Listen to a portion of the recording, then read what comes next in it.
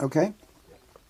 You want to go back over this, Ed, this question of how your assignment was arranged in 1965? To go back to Lodge. In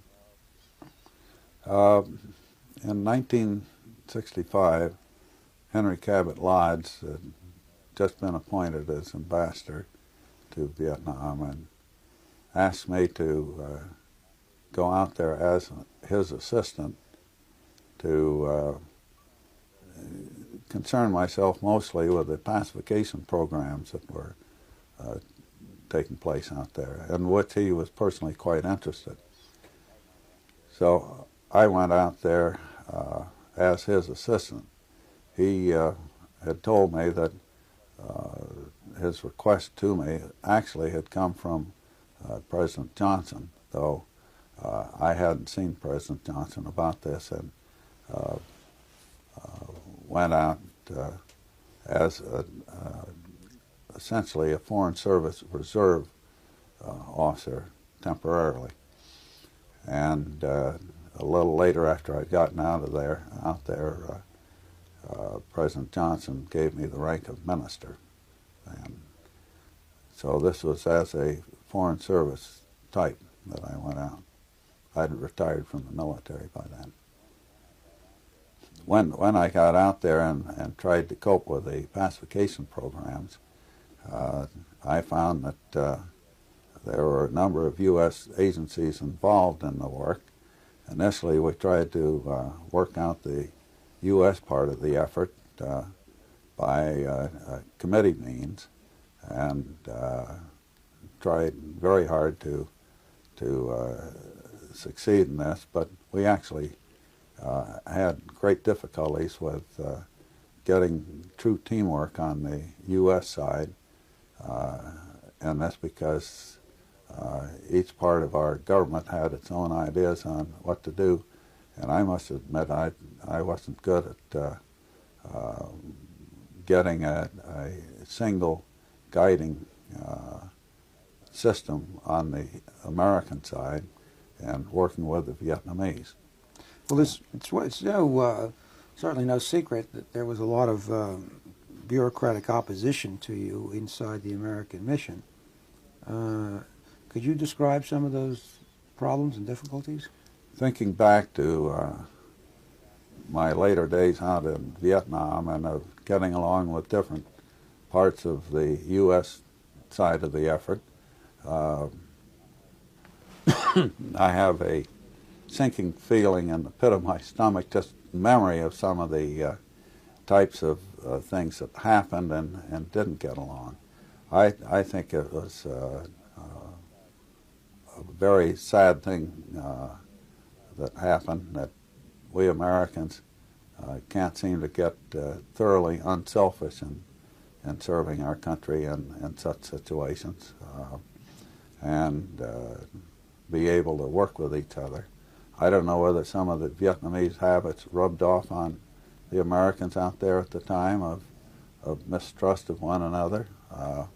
We didn't have mistrust, but we had rivalries. We had people very mindful of the fact that service out in Vietnam seemed to have hampered and ruined some careers by American officials, and that the Americans out there didn't want to have that happen to them, or that they were very ambitious in their own services, which is a proper motive for anybody. But in a war situation where we had young Americans out there risking their lives and fighting and dying, I felt that we, on the civilian end, which I was at the time, should have been far more unselfish in our own looks at our positions and prerogatives and so on. Do you think, could you recall any specific instances or anecdotes in which you ran into the bureaucratic stone walls? Well, there were many incidents of fairly small ones of rivalries of running into bureaucratic stone walls and working with the Americans and Vietnamese at the time. I would just say that the American effort out there was more to the effect of as though Rochambeau and Lafayette and so on and the American Revolution had brought along the court of Versailles with them to this country, and the bickerings going on among the court officials was very similar to what the Americans were doing in the way of organization and well, bureaucracy in effect in the thing, so that anyone who wanted to get out and get a single thing done had to run a course of getting agreements from a number of people to go along and even be permitted to do the most simple things. And I ran into a considerable amount of that since I didn't have any direct orders from Washington about what I do. I didn't have funds from Congress to expend. I didn't have a clear rule of a line of authority to do certain things. So sometimes decisions were made and we would go to get things done, and there'd simply be the bosses of the people that I'd gotten the agreement with would say, no, we're going to run that, we don't want so-and-so to run that. So that there'd just be a slowing down of the effort. Well, there's been an observation made that in 1965, after 1965, the war had grown to the stage where it was one great big organization against another great big organization, and that people like you who were taking a rather personal and individual approach really had become obsolete or had been ground over by these two great bureaucracies, because on the communist side it had also escalated into a great big organizational fight. Do you think that's a fair appraisal? Well, the fact that the war had turned into one bureaucracy against another has some truth in it, but it's only a grain. And that a person who was oriented towards individual efforts as I was would be a maverick and not part of this and would hurt. There's some truth in that. I think that the same was true on the Vietnamese side, on our side as well as the enemies. But still, there was a relationship there that I adopted myself to between some of the Vietnamese leadership and our mission out there, so that my house was constantly a place with an open door to Vietnamese. It was one of the few American homes that Vietnamese officials would bring their families to visit. It was one of the places where they felt they could visit socially and in a feeling, an atmosphere of friendship and affection that they could admit to some of their problems that they'd find difficult to do in an official gathering. What do you think, and you look back on those, can I just take that away from you because I think it's making a little scratching noise.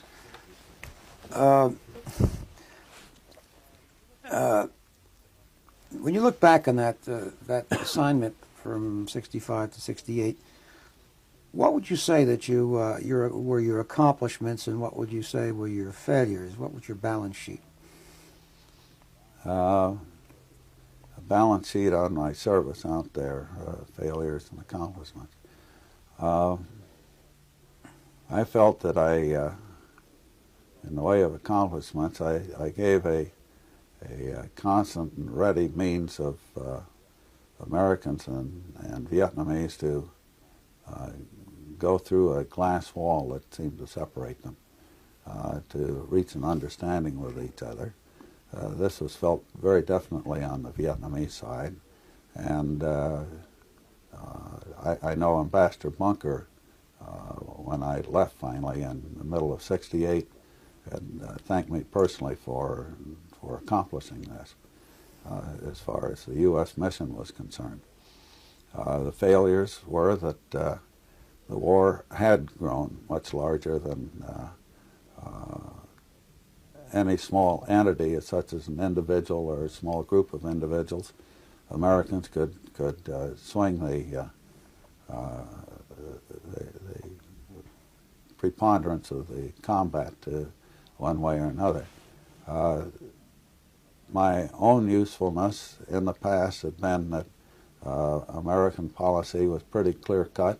There were smaller numbers of Americans involved, and that when I would voice something from the ambassador, that was the only voice at that moment being heard by a Vietnamese official. Later, there was in effect too many cooks spoiling the broth.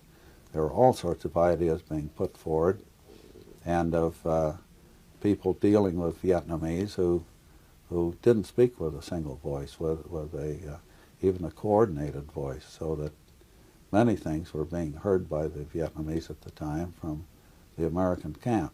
And in this, I was not in with the mode of things at the time, because this wasn't the way I was ever used to carrying out my duties. I'd always had a very clear understanding from the top Americans on the scene of what a problem was, what should be done about it, and what my own part was in that. And by the later end of the '60s, this was no longer really what was being done. The Americans had too massive an organization. There were too many things that needed doing. Too many people on the link-up between Vietnamese and Americans that were trying to solve daily problems and coming to grips with them and coming up with different views to have a clear-cut understanding. There was, at that time, one of the members of your team was someone who was later to become either famous or notorious, depending on your point of view, was Dan Ellsberg. Right. What was he like in the days when he was working for you? Dan Ellsberg, who was with me out there in Vietnam, was a brilliant younger man who struck me as being a good thinker, a man who took many things into consideration when he was examining a problem, and was quite expert at expressing his views afterwards on this. I felt that Ellsberg would give me a very fresh view of a country that was new to him, that he was seeing for the first time up close, and looking at not only at what was happening at the moment, but from a viewpoint that took in discussions that he had had in Washington before that, and had quite a depth of scholarly background on the subject. He was, at the time, initially, he was quite gung-ho about getting into combat or coming in contact with the enemy and doing something as an American in that. I had to keep explaining to him that he was not in a civilian capacity, but he was eager to get out in the countryside, which I was also eager to have him do. The more he could see, the better he would understand the situation. He became a very close friend of John Paul Vann, who was an advisor, a former military officer, who was with our civilian agency on economic aid, and used to love to run the gauntlet of traveling highways where VC had set up ambushes. And this to him was, I feel sure, part of the thrill of serving out in Vietnam. In any way, have you ever thought about what may have motivated him to steal the Pentagon Papers and publish them? What motivated Dan Ellsberg to publish the Pentagon Papers has puzzled me in some ways, and I think I understand some of his motives for it originally. Dan tried originally to go through proper channels, you might say, to get a congressional look at the executive department on what was in the papers. And I know that he went up to see some of our senators and congressmen, and when nothing happened, by his, so to speak, working within the establishment, it was then that he apparently felt that he should go public on that the American public deserved that. What happened after that has been very much in the public view about him, and I haven't had contact with Dan. But I think originally that he was motivated by a high sense of principled morals as an American citizen. Well, let me ask it this way. As you mentioned, he was gung-ho and rather hawkish in his days when he was there with you. What changed him from being a hawk to, if you want, a dove? I didn't see Dan enough after his initial period of service with me to know what influences were on him that caused him to change. I've had no chance to discuss this with him, and I simply don't know. I know that he married again, and I married a girl who had very strong feelings that he later adopted himself. I know that he had a chance to observe things in Washington that had a very different outlook on Vietnam and on the war than we had known in Saigon together. But someplace in there something happened to him that I simply don't know enough about. In looking back, you were really involved in Vietnam through 3 administrations. The Eisenhower administration, the Kennedy administration, the Johnson administration. Right. Was there any particular way each one operated? Were there any distinctive qualities about different administrations' approaches to Vietnam?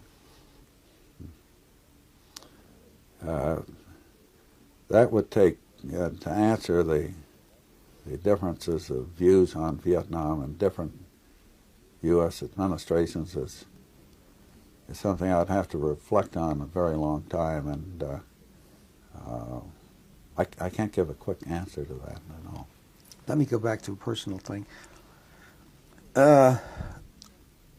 You were, I think, sort of immortalized in a couple of books, if you want to use that word. I don't.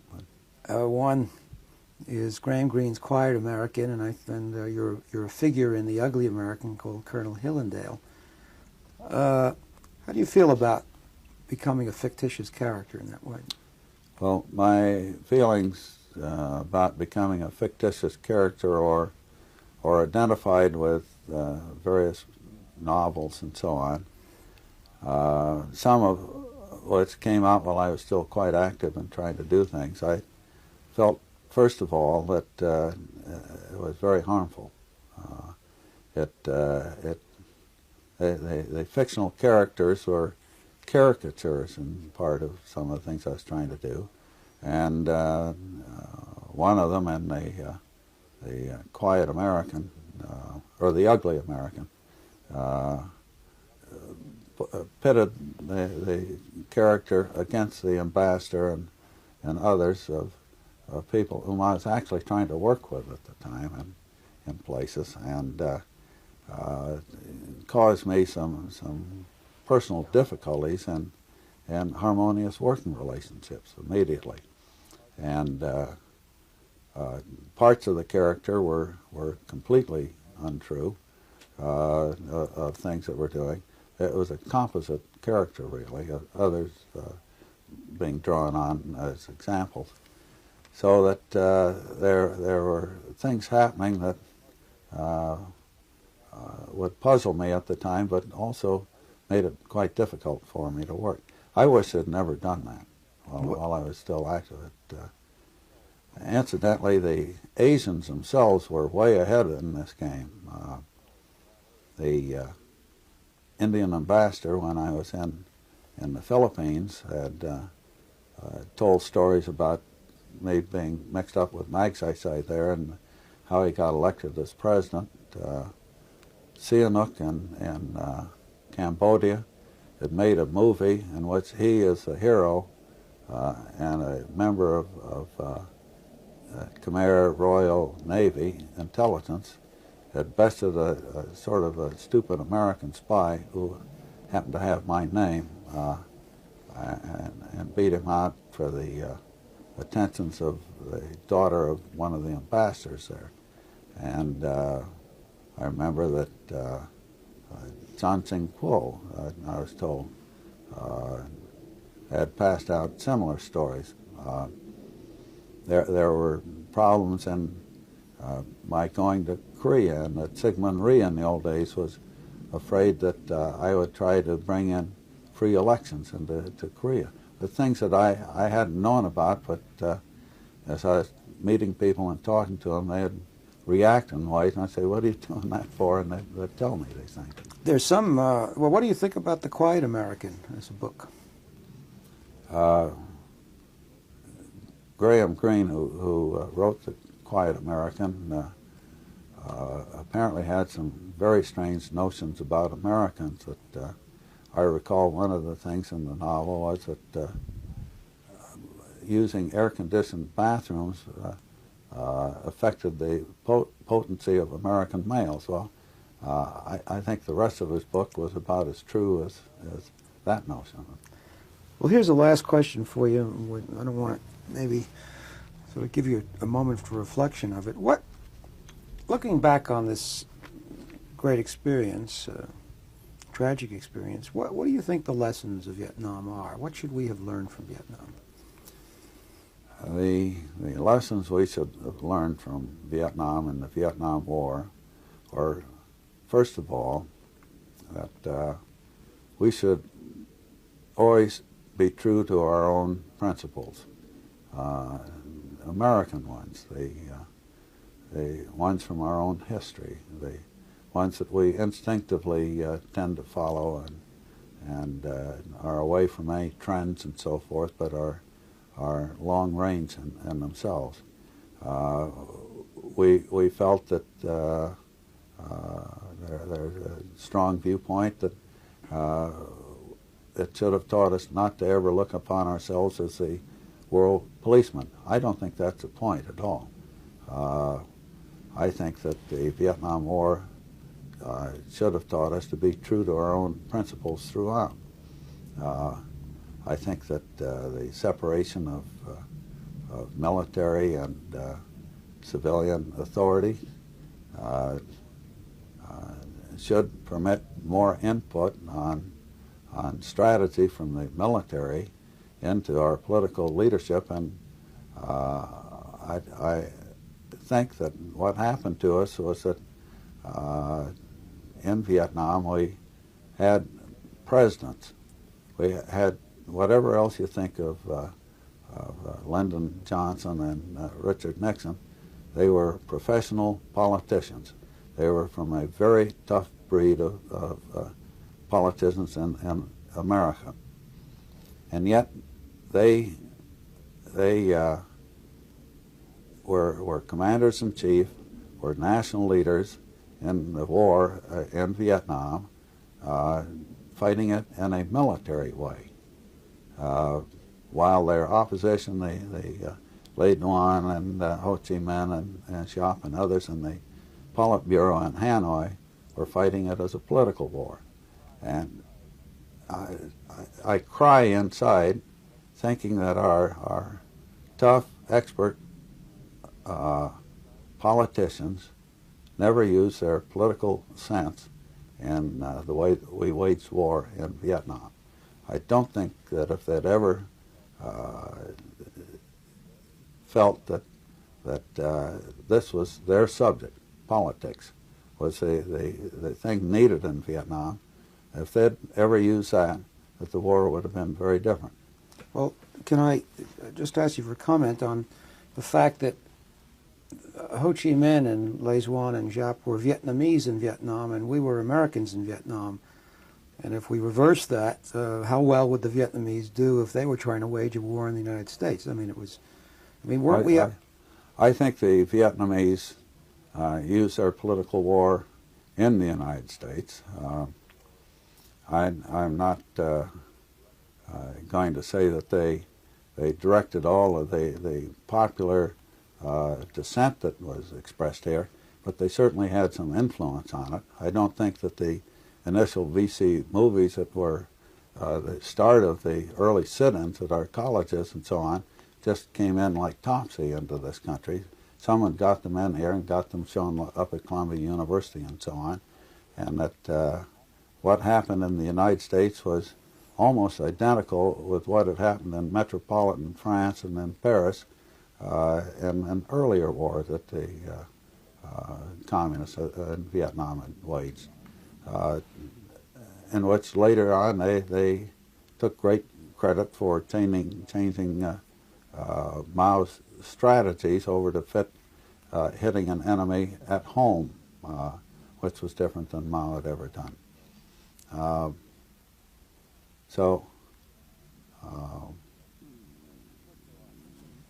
I lost my train of thought. It's okay. I think that's fine. Unless you have any other questions. I think what you were. Try that last question again, because that we could have won. And you get into such things as the war crime trials after World War II and so forth, which were political implements. Thank you so much. Right. Be careful, don't move too far with that.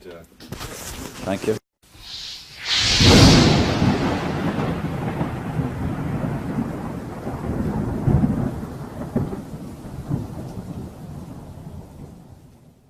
With getting true teamwork on the U.S. side, and that's because each part of our government had its own ideas on what to do, and I must admit I wasn't good at getting a single guiding system on the American side and working with the Vietnamese. Well, it's certainly no secret that there was a lot of bureaucratic opposition to you inside the American mission. Could you describe some of those problems and difficulties? Thinking back to my later days out in Vietnam and of getting along with different parts of the U.S. side of the effort, I have a sinking feeling in the pit of my stomach. I want to go back over this, Ed, this question of how your assignment was arranged in 1965. To go back to Lodge.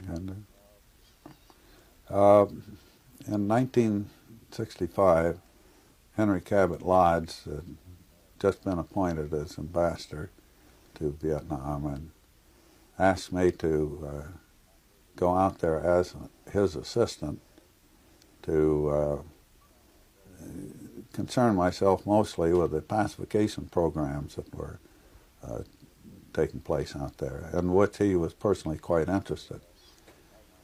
So I went out there as his assistant. He had told me that his request to me actually had come from President Johnson, though I hadn't seen President Johnson about this, and went out as essentially a Foreign Service Reserve officer temporarily. And a little later, after I'd gotten out there, President Johnson gave me the rank of minister. And so this was as a Foreign Service type that I went out. I'd retired from the military by then. When I got out there and tried to cope with the pacification programs, I found that there were a number of U.S. agencies involved in the work. Initially, we tried to work out the U.S. part of the effort by committee means, and tried very hard to succeed in this, but we actually had great difficulties. Memory of some of the types of things that happened and didn't get along. I think it was a very sad thing that happened, that we Americans can't seem to get thoroughly unselfish in serving our country in such situations, and be able to work with each other. I don't know whether some of the Vietnamese habits rubbed off on the Americans out there at the time of mistrust of one another. We didn't have mistrust, but we had rivalries. We had people very mindful of the fact that service out in Vietnam seemed to have hampered and ruined some careers by American officials, and that the Americans out there didn't want to have that happen to them.